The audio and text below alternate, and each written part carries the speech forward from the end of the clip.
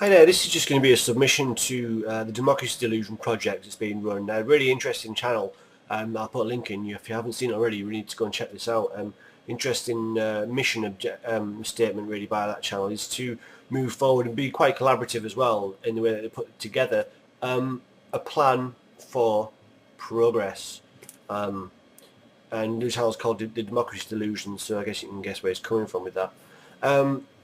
You asked for people to basically submit for the first stage ideas for areas of importance where we need to make progress.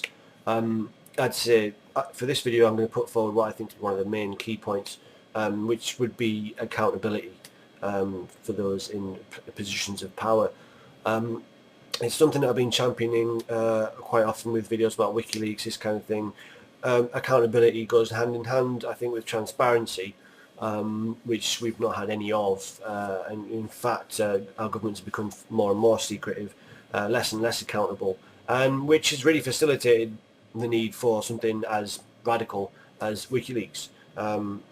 Yeah, to even suggest that putting the truth out there in its raw form is radical, is, you know, in the context of the last decade or so, shows you where we've got to really, and how bad things have gotten in terms of accountability for those in power. So I want to talk about a couple of other instances, examples where that's been a problem very recently.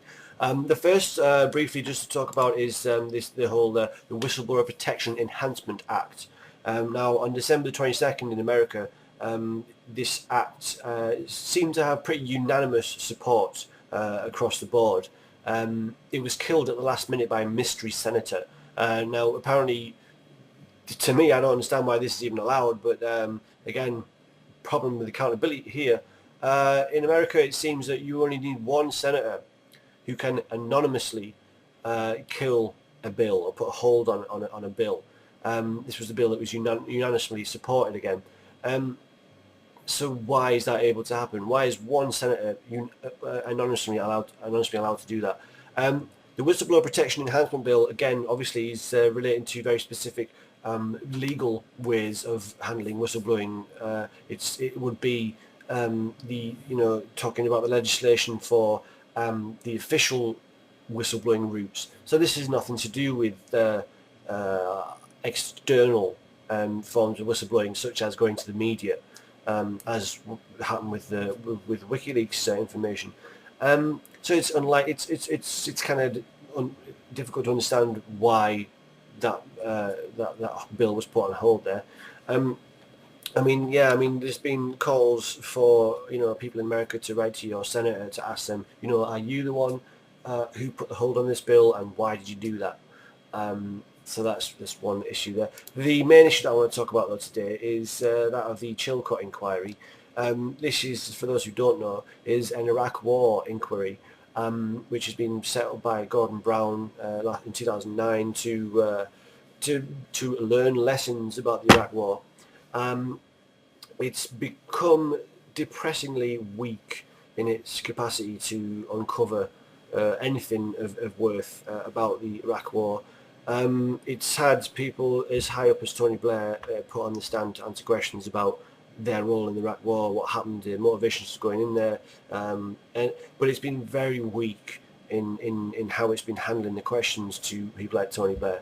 In fact, there was an explicit deal made between the government and this inquiry that politicians would not have to give up information if they deemed that it would potentially put the relations between different countries at risk. So that's a really vague statement. They can just say that about anything.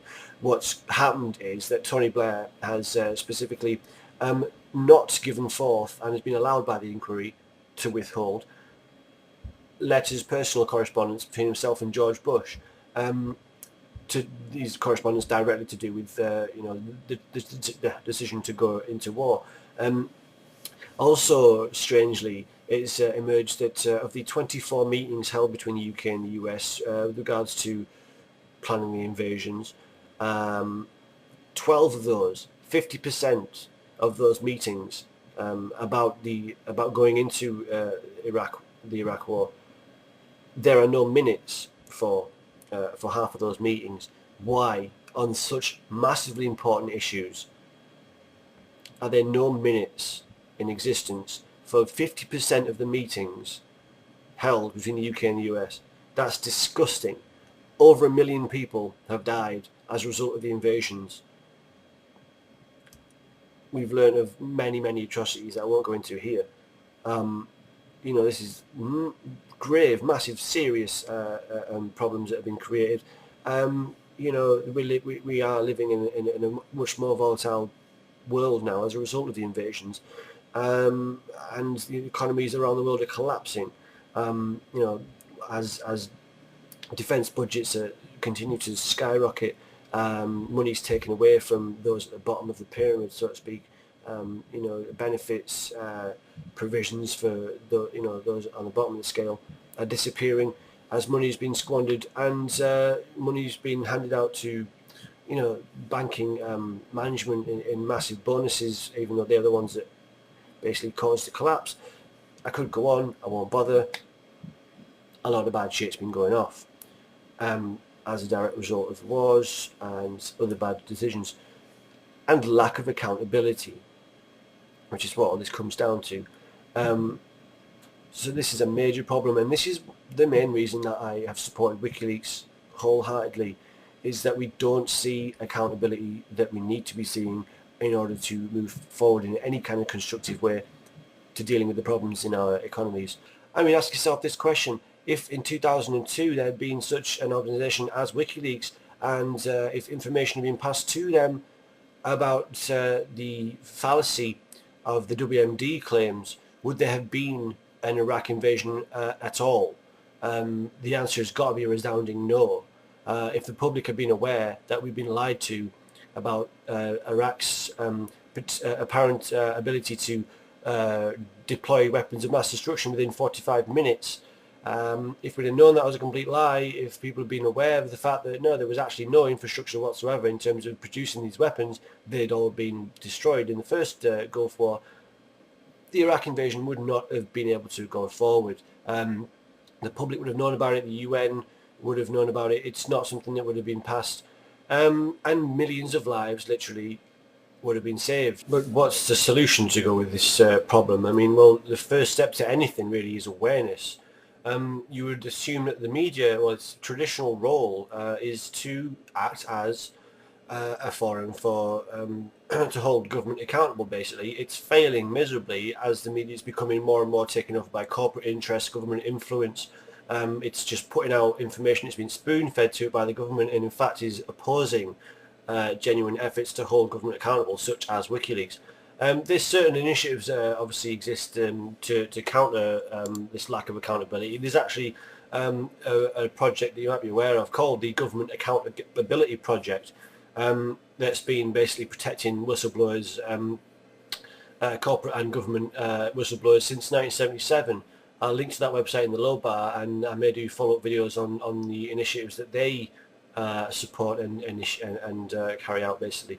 So these are the kind of things that people need to be getting involved with. So awareness is the first step on the road to generating this kind of accountability that we need to see. So with the Chilcot inquiry, it looks on the face of it that this will be an attempt to generate some accountability. It seems to me though that it's really just kind of a smokescreen. The public's been fobbed off with this. We've been calling for a long time for our politicians to be held accountable for those decisions. And this inquiry, although it states very explicitly this is not a judicial process, it's still very weak in terms of accountability. They've been allowed to hold back certain pieces of information. They also, when asked whether or not they would refer to one of the leaks that came out of the embassy cable leak, that showed that before this started, that the UK had promised the US that they would basically protect US interests in any inquiry into the Iraq war. So, that's basically the UK saying to the US, don't worry about it, explicitly stating that they would limit the scope of any investigation into the motivations behind the Iraq invasion.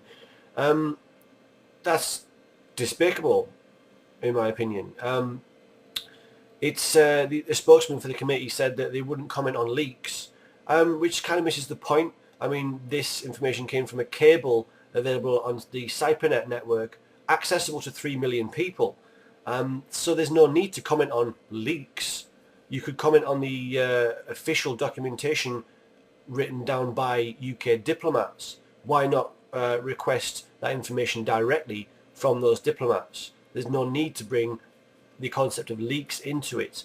It's only because of the lack of transparency and the lack of accountability that this information has had to come out through this kind of external media-led leak, as opposed to any kind of genuine, intent of the powers that be to have some kind of transparency and to be held accountable for what they're doing. So what do? We support initiatives such as the Government Accountability Project. We support organisations such as WikiLeaks and their media partners in releasing information that's pertinent to public interest, for matters of importance such as the war, such as the financial crisis, and this kind of thing.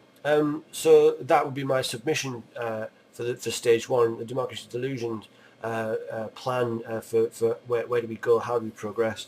So that's all I've got to say in this video, just a summary video basically. I'll hopefully go into more detail on the Chilcot inquiry as it progresses, and also the Government Accountability Project.